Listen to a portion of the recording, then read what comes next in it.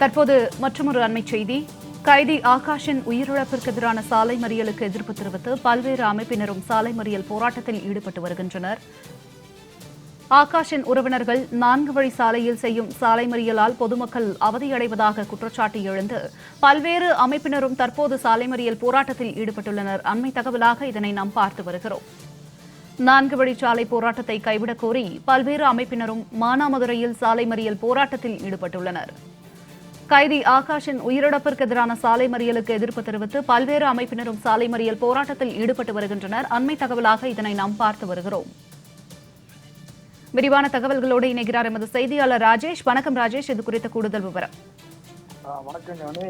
சிவகங்கை மாவட்டம் மானாமதுரை கிருஷ்ணாபுரத்தை சேர்ந்த ஆகாஷ் ஜெலிசின் அப்படிங்கிற நபர் வாளால் 2 பேரை வெட்டிய வழக்குல கடந்த 6ஆம் தேதி காவல்துறையினால் கைது செய்யப்பட்டாரு. அப்போது அவர் அங்கிருந்து நீதிமன்றத்தை ஆஜர்படுத்தும் போது அவர் தப்பி ஓட முயன்ற பொழுது காலில் காயம் ஏற்பட்டதாக கூறி அவர் நீதிமன்றத்துல ஆஜர்படுத்தினாங்க. அதனைத் தொடர்ந்து அவர் மறுநாள் மதுரையுடைய சிறை கைதிகளுக்கான வார்டில் அனுமதிக்கப்பட்டிருக்கும் போது அதில் அவர் உயிரிழந்தாரு.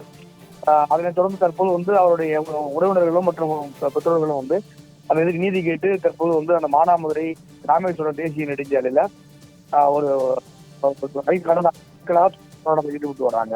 தற்போது அந்த போராட்டத்தை கைவிடணும்னு சொல்லி மதுரை ஹைகோர்ட் உத்தரவுடைய தொடர்ந்து தற்போது மானாமதுரை பகுதியில் பள்ளிகளுக்கும் செல்ல முடியாத ஒரு அவதில் ஏற்பட்டிருப்பதாகவும் பல்வேறு இடைஞ்சல்களை சந்தித்து வருவதாகவும் கூறி குற்றம் சாட்டி அந்த பகுதியில் இருக்கக்கூடிய பொதுமக்கள் தற்பொழுது போராட்டத்தை கைவிடணும்னு வலியுறுத்தி மானாமதுரையினுடைய 4 பிரதான பகுதியான தேவர் சிலை பகுதியில 4 ரோடு சந்திப்புல தற்போது அந்த பகுதியினுடைய பல்வேறு அமைப்பினர் தொடர்ந்து போராட்டத்தில் ஈடுபட்டிருக்காங்க.